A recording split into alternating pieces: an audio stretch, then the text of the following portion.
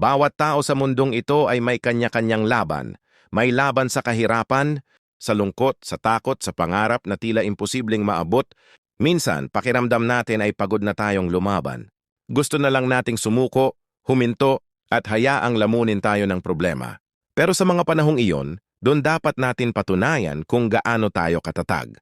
Ang buhay ay hindi laging madali.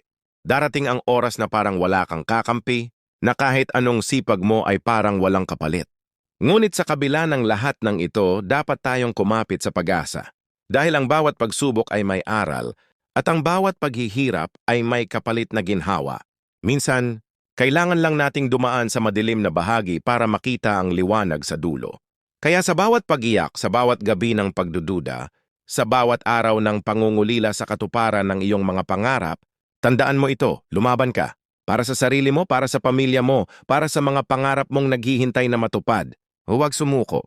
Dahil habang may buhay, may pag-asa.